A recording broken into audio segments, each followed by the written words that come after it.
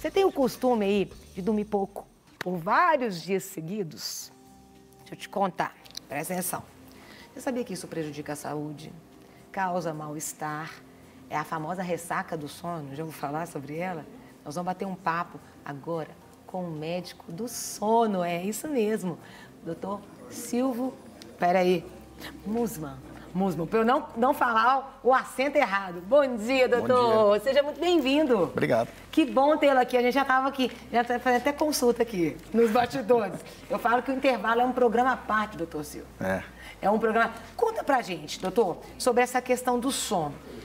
Existe um tempo ideal para todo mundo dormir ou existe um tempo mínimo que nós precisamos dormir? Existem variações individuais, né? Sim. Existe uma média. Em média, para a população geral, a gente deve dormir no mínimo 5 horas por noite e também não passar de 9 horas. Então, existe uma faixa, né? Agora, dentro dessa faixa, existem as variações individuais. Tem os pequenos dormidores, pessoas que precisam de pouco tempo para se restabelecer, e os grandes dormidores. Eu acho que eu aqueles tô nos que precisam grandes. de mais. Agora, se passar de 9 horas, o que acontece, doutor? Não é que acontece. Tem alguns trabalhos epidemiológicos mostrando que dormir demais Sim. tem também efeitos deletérios para a saúde, da mesma maneira que dormir de menos. Olha... E tem uma outra variação individual, que são os vespertinos e os matutinos. Sim. As pessoas que preferem dormir cedo e acordar cedo, Sim. e as pessoas que preferem dormir tarde e acordar tarde. Isso também é da natureza delas. Isso é orgânico. Isso é orgânico, né? Tem gente que produz menos, né? Exatamente. Cedo. Aí não seria um problema, desde que ele estabelecesse no mínimo 5 horas e no máximo 9 horas dentro desse tempo. E desde que a ocupação, a atividade dele permita que ele respeite isso, né? Na nossa sociedade, infelizmente, a gente não respeita muito isso, né? Adolescente, por exemplo. Adolescente é uma fase em que eles gostam de dormir tarde e acordar tarde. Então, de manhã na escola, está todo mundo dormindo. Agora, se a pessoa falar assim, eu não durmo à noite, mas eu durmo 8 horas durante o dia. Isso faz mal? Explica pra gente, doutor, sobre o nosso organismo. Ele aceita aquilo? Porque você já viu, a gente às vezes já escuta falar, nossa, uma noite mal dormida, você não consegue repor. Isso é verdade? Isso é o seguinte, a gente tem, de um lado, a gente tem uma demanda de sono, uma necessidade de dormir, né? A gente tem dentro do cérebro da gente um centro do sono. Tem uma região do cérebro, que é o núcleo supraquiasmático, ele comanda o cérebro. E ele é maleável, ele é flexível porque ele é influenciável por fatores internos, nossos, orgânicos, e externos. Então, nós seres humanos somos governados, um dos fatores que nos governa é o ciclo claro-escuro. É a luz, presença de luz, ausência de luz. Tanto é que quando a luz solar começa a diminuir, a desaparecer, a gente começa a produzir e liberar o chamado hormônio do sono, que é a melatonina. E tem uma outra característica que nos governa também, que é o ciclo circadiano. Sim. Que é toda uma variação de produção de hormônios, de temperatura corporal e que variam num período de 24 horas. Por isso que a gente tem que dormir todo dia. A gente não pode fazer igual o urso, hibernar numa caverna, dormir um mês inteiro, depois ficar um mês acordado. Então, assim, de uma certa maneira, a gente precisa respeitar um pouco essa variação circadiana, essa questão do claro e escuro. Então, você dormir muitas horas de dia, de uma certa maneira, sacia uma necessidade fisiológica que é dormir. Sim. Mas, por outro lado, você está desrespeitando um pouco essa questão do claro e do escuro. Entendi. E, doutor, explica pra gente, o sono ele tem fases, não é? Conta um pouquinho pra gente como que funciona isso, até entrar no sono REM, o que acontece em cada fase, onde é que a gente relaxa, se determinado, se é muito leve, a gente não consegue ainda, não está descansando. Exatamente, o sono é dividido em fases. Sim.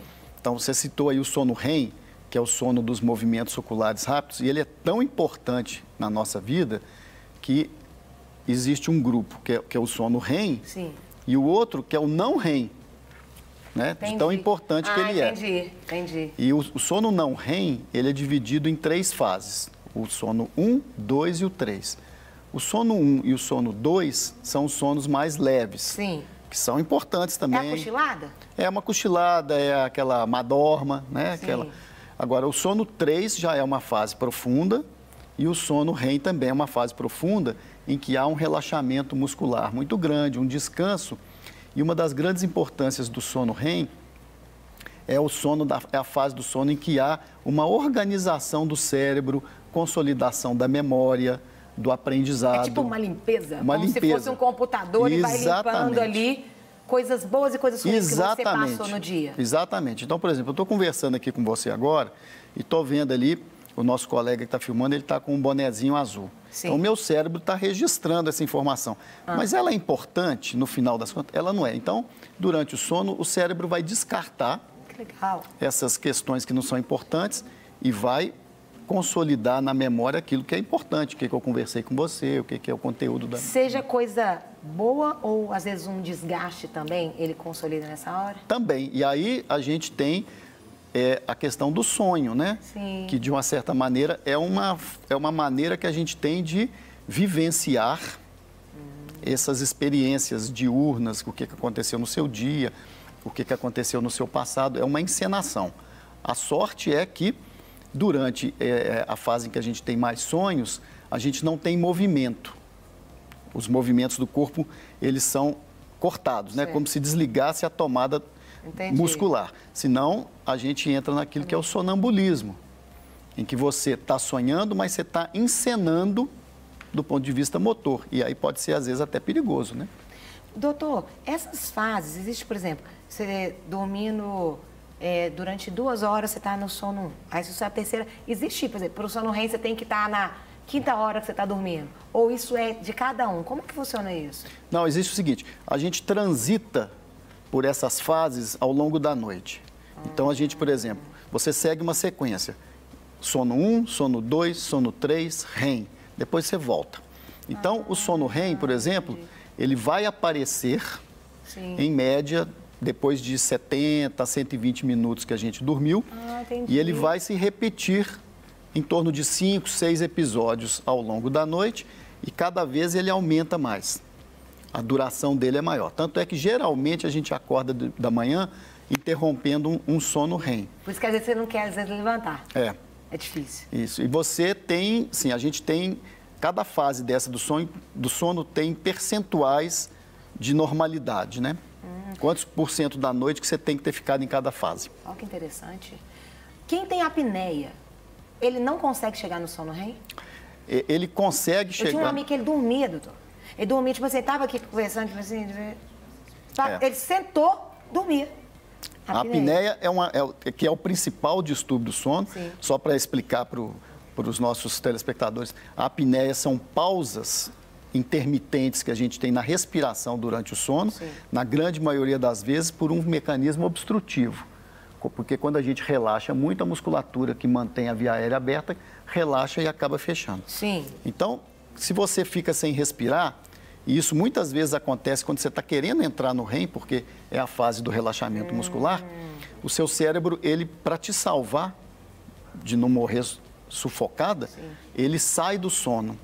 Então, você retorna para o estado de vigília e recomeça o ciclo novamente. Então, a apneia, o que ela causa? Ela causa uma fragmentação do sono, com inúmeros microdespertares, e diminui as fases profundas do sono. Por isso que a pessoa que tem uma apneia, um dos principais sintomas é já acordar cansada, com a sensação que não descansou, ter muita sonolência, fadiga ao longo do dia. Vamos falar então um pouquinho dos efeitos, né, dessa famosa aí, ressaca do sono. Queria que colocasse na tela primeiro, dores de cabeça. Explica pra gente, doutor. A dor de cabeça é um dos sintomas importantes, né, que a gente vê, principalmente na pessoa que tem apneia, porque quando ela para de respirar, em primeiro lugar, ela não está absorvendo mais oxigênio e ela não está eliminando o gás carbônico que a gente precisa soltar na respiração. Então, às vezes, o acúmulo desse gás carbônico no cérebro provoca uma vasodilatação e isso, às vezes, a pessoa acorda com dor de cabeça, acorda com a cabeça pesada. E outra coisa é que o sono, na verdade, ele é uma enxurrada de substâncias químicas do nosso sono, do nosso cérebro, como se fosse um tsunami. Então, se você não tem um sono adequado, corretinho... Vai faltar essas... umas faltam e as outras ficam em excesso. Então, esse desequilíbrio hormonal e de substâncias de neurotransmissores também pode causar essa embriaguez do sono, né? Aí a pessoa acorda, ela fica assim, acorda, mas é tipo como se tivesse a cabeça pesada. Exatamente. Aquela questão, assim, meio assim, um pouquinho de dor de cabeça, às vezes, aquela murrinhana que ele tem o dia inteiro. Exatamente. Até ela dormir e repor. E repor isso aí, novamente. Tem uma outra característica que é a má disposição. Ó, tem gente que fica azedo, né? Quem não tem nada a ver com isso é que sofre, né, doutor? O mau humor matinal, né? Famoso mau humor matinal. Tem gente que já acorda mal-humorado até quando dorme, né, doutor? É verdade, porque a questão do sono não é só a quantidade, tem que ter a qualidade.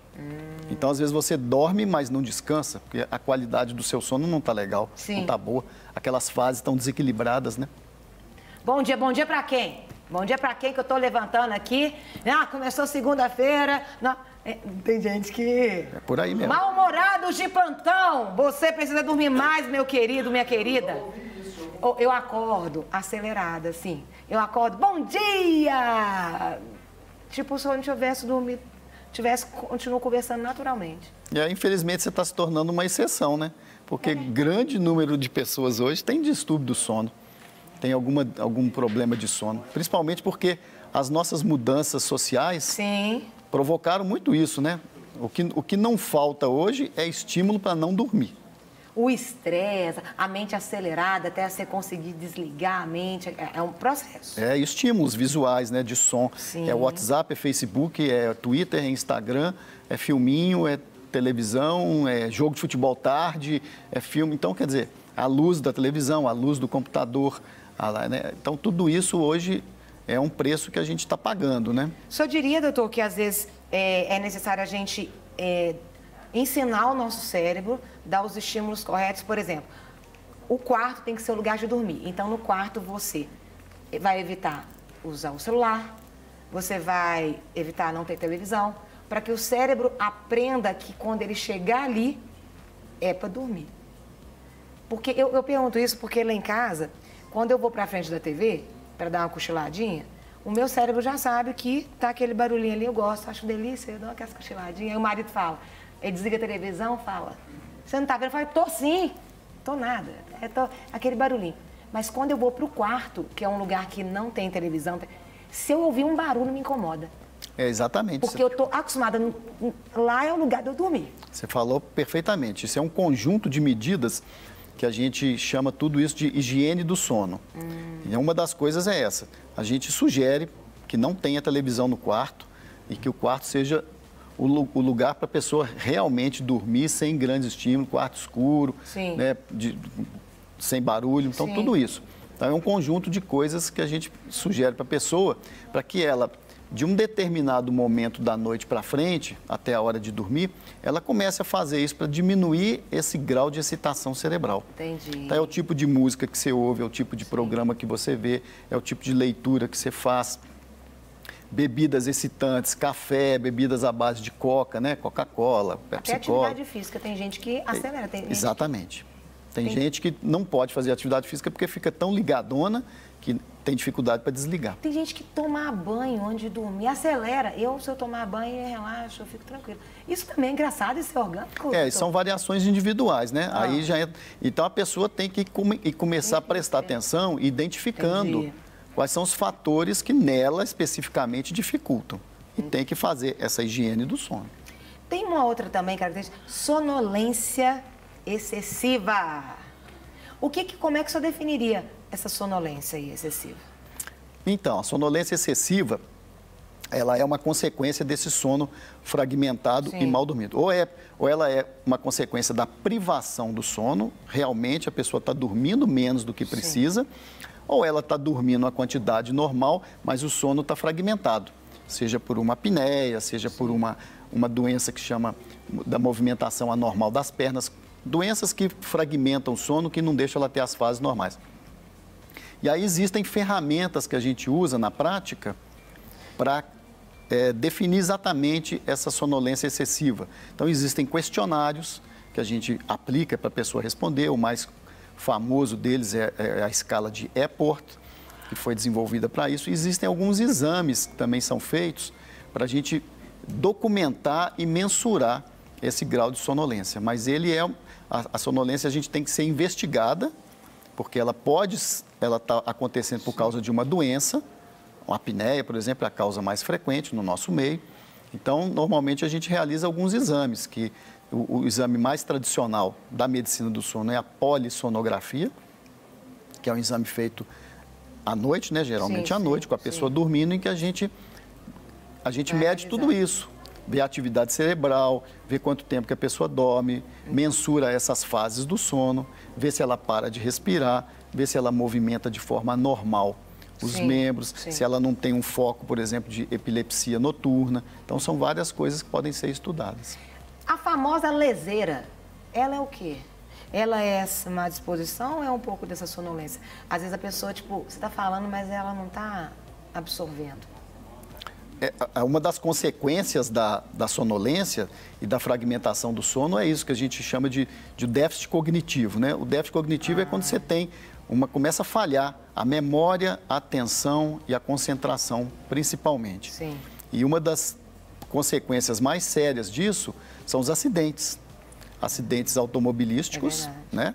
E acidentes no trabalho. Então, isso é uma coisa séria hoje na nossa sociedade. Então, tem muito acidente de trânsito que é por causa de sonolência. E se você fizer uma continha rápida, né? Você numa velocidade, vamos dizer, de 80 km por hora, uma cochilada de 5 segundos, sim, a distância que você anda é muito grande. É verdade. Você cruza a pista. É verdade. Olhos vermelhos é uma outra característica. Também. Não quer dizer que todo mundo que tem olho vermelho tem problema disso, mas quem tem problema disso pode ter o olho vermelho. É uma manifestação, aí já seria uma manifestação orgânica, física, dessa falta de descanso, né? O corpo gritando. O corpo manifestando isso, exatamente, o corpo gritando. Dores musculares, afeta até o corpo, as juntas, dá problema, doutor? Assim, isso pode ser como consequência ou como causa. Às vezes a pessoa tem algum problema articular, um reumatismo, uma fibromialgia. Fibromialgia dá muito distúrbio do sono e isso vai interferir na qualidade do sono. Tá sentindo a dor, ela acorda de madrugada com dor. A minha mãe tem. Tensão, né? É verdade.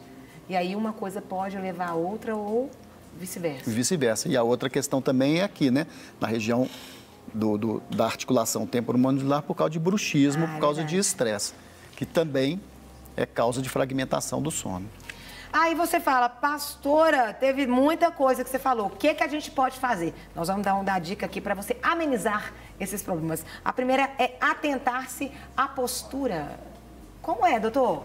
Isso é durante o dia, à noite? Como é que é isso? Ao longo do dia para você não ter problema à noite? Porque como a gente observou até na entrevista anterior do nosso colega, né? Sim.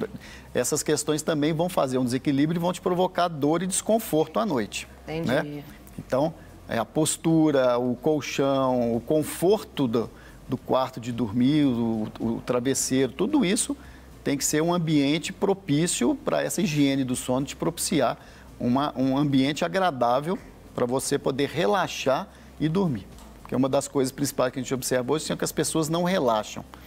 Elas não permitem o sono entrar. Entendi. O sono tem que entrar na vida delas. Entendi. Ela tem que permitir, né? Vem em mim, sono. Deixa o sono ir, gente. Usar travesseiro correto. Explica pra gente. Esse travesseiro correto seria postural também. E o famosinho no meio da perna, que foi até comentado aqui também antes. Se eu não usar, eu tenho posturas erradas. E aí eu acordo com dor, eu não durmo tão bem. Pois é, tudo isso nessa mesma linha de raciocínio, né? É criar um ambiente, não só o ambiente externo, luz, barulho, tudo isso, sim, mas o ambiente de postura, físico também agradável para você, né? Para que você tenha uma posição do pescoço adequada, das pernas. Tem uns que gostam de dormir de conchinha, tem outros que gostam de dormir de bruços. Então, é essa questão do conforto. Você tem que estar confortável fisicamente para permitir o sono chegar. Outra característica é manter o ambiente arejado. E agora esse período que começa a esquentar, né? Tem muita gente que fala assim, ai, eu tô com dificuldade de dormir porque tá calor demais. Exatamente, né? Tudo dentro desse contexto do tratamento ambiental para você eliminar ao máximo os desconfortos que podem te acordar. Então, é o frio demais, o calor demais, o pernilongo zoando na sua orelha. Nossa, Deus, o pernilongo, gente, zoando. Não consigo não, doutor. O cachorro do vizinho latindo. Não, então, tudo também. Isso. Né? Esses estímulos externos, eles também deflagram os despertares e aí você consegue dormir. Também tem uma outra que ele falou, silencioso e escuro. Será que é por isso que às vezes as mães elas têm dificuldade de dormir, que as mães conseguem entrar no sono REM, principalmente no início, porque toda mãe fala assim, depois que eu tive filho eu nunca mais dormi assim. Parece que tá no primeiro sono, qualquer coisa o menino fez, ela já tá lá, já tá conectada. Não é que ela tem não é que a gravidez, vamos dizer assim, traga uma mudança orgânica, na fisiologia do sono, né? Sim. Mas ela passa a viver um nível de alerta dela, o limiar de despertar dela muda. Né? Quer dizer, você tem um fator novo na sua vida e aquele limiar que faz você despertar, ele está mais baixo. Então, estímulos externos que antes não traziam problema para você, a partir de agora começa a trazer. Por isso que eu falei que no começo que a questão do centro do sono, ele é como se fosse um computador mesmo. Você pode ir lá e mexer a configuração dele. Alimentar bem. Olha que interessante. A alimentação para dormir, nada que estimule, né? Foi o que o senhor falou, às vezes um café. E também comer bem mesmo, né, doutor? Comer bem. Aquilo que não pese tanto o estômago, que não. Aquela comida, às vezes, pesada, que a gente diria. Exatamente. A gente sugere que a última refeição da noite ela não seja muito pesada, para você não ter um desconforto gástrico, você não ter um refluxo gastroesofágico no meio da madrugada, que vai te acordar. Então, a gente aconselha um intervalo, vamos dizer, de umas 2 horas entre o alimentar e o dormir. E a outra questão importante é a questão do álcool. Por quê? Porque a gente tem uma noção de que o álcool, ele é um excitante, né? Ele deixa a gente alerta. Em algumas pessoas ele relaxa, mas na verdade o álcool, ele é um depressor do sistema nervoso. Então a pessoa, quando faz uso de bebida alcoólica à noite, existe uma tendência a aumentar ronco e apneia. Então os problemas respiratórios vão aparecer mais. E para fechar, como o doutor disse, evitar aí atividades estimulantes antes de dormir. Tem que conhecer seu corpo, né? Para ver se isso vai te acelerar ou vai te relaxar. Exatamente. Então, dentro do tratamento desses distúrbios, vamos dizer assim, se você não tem uma doença do sono, uma apneia, uma movimentação anormal, que existem tratamentos específicos, você tem vamos dizer, uma insônia psicofisiológica. Então, é nessa linha. Tem medicamentos, muitas vezes a gente tem que usar medicamentos para ajudar a pessoa a relaxar ou para induzir o sono, mas esse tratamento não farmacológico, não medicamentoso, que é a meditação, que é uma yoga, que é um mindfulness, né, que são técnicas hoje que existem para ajudar a pessoa a relaxar. Para você relaxar, tirar a agenda do cérebro. Deixar o sono entrar. Desocupe seu cérebro. Entendi. Desocupe sua mente. Então você vai ter que voltar aqui mais vezes. Vai ser um prazer. Eu estou saindo, eu estou me sentindo mais inteligente. Eu gosto de conversar com gente inteligente. Muito obrigado. É bom, a gente vai aumentando o conhecimento e a gente sai mais feliz. Eu estou até mais feliz e isso é bom. Que a gente sorri, vai liberando mais hormônio, vai ficando um dia mais feliz, então você vai ter que voltar mais para contribuir com a minha felicidade. Eu queria até agradecer muito o convite e só para completar, só para encerrar, falar que o acesso das pessoas hoje está ficando mais fácil, né? Sim. Existem os nossos colegas profissionais da medicina do sono, inclusive já na área pública, né? Só para comunicar, por exemplo, eu trabalho lá no Hospital Júlia Kubitschek, da rede FEMIG, que é um hospital público, e agora, a partir de janeiro, a gente está abrindo até um ambulatório específico sobre distúrbios do sono. Então, até na rede pública, a população vai ter acesso a isso também. Que ótimo! Não quer ficar um segundo por fora da nossa programação? Agora você pode nos acompanhar através das plataformas digitais. Não perca tempo, acesse, curta e siga-nos. Fique por dentro de tudo o que acontece por aqui. Rede Super, inspirando você.